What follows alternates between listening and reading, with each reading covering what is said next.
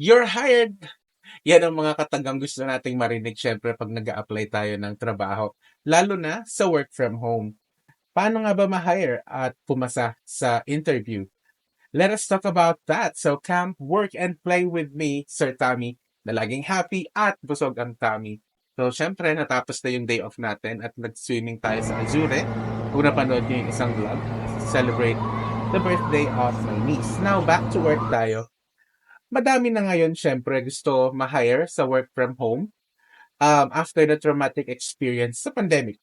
Madami na talaga into remote work. So kasi nga naman, mas convenient, safer, cost efficient. So you just have to syempre pay your own taxes, or if you plan to have it as a business, you can hire an assistant or accountant para magbayad ng tamang taxes. So paano makakuha ng client? Again, ito yung part 2 ng application and proposal letter natin. Siyempre, pag nagustuhan na ng recruiter yung ating application letter, siyempre, pag match tayo sa job description, we will be invited for a job interview online. So, eto na yon.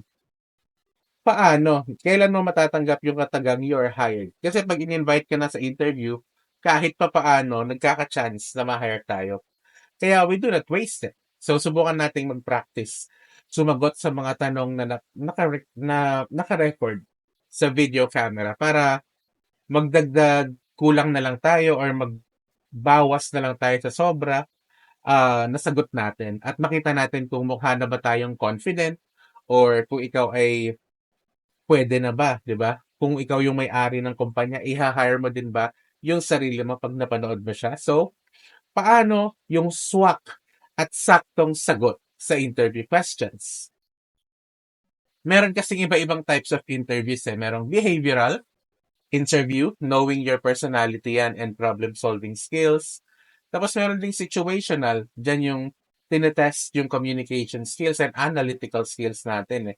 Paano tayo mag-isip at makipag-communicate. Meron ding traditional interview, usual questions, kagaya ng tell me something about yourself, your goals in 5 years, mga ganon.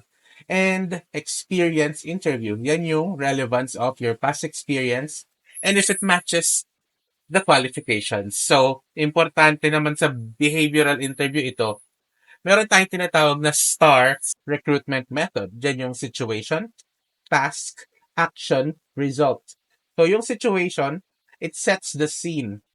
So, ano yung scenario?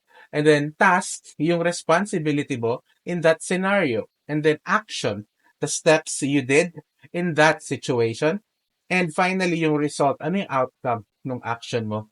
Iyon, kung paano mo i-explain yung sarili mo, STAR method, usually, you tell the situation, you tell the task, anong action ang ginawa mo, at anong naging result. Importante yon para makita nila kung gaano ka-ready sa work. Halimbawa ng tanong na ginagamitan ng STAR method. Okay? Tanong sa behavioral interview. Tell me about a time when you faced a challenging problem at work.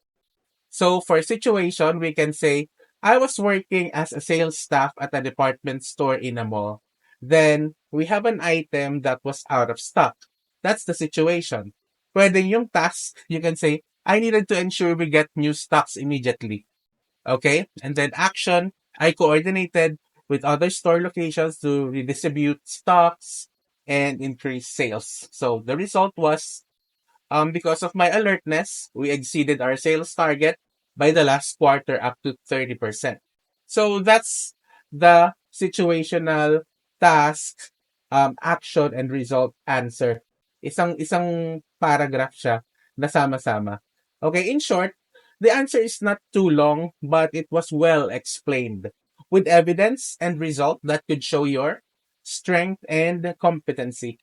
So pag may tanong na mahirap, always think of an answer that highlights your ability to excel in a situation, in a tone that you do not sound overconfident, just the right usage of words. So halimbawa ulit, instead of saying I speak perfect English, you can say I have impeccable communication skills for both verbal and written form. So just the right tone.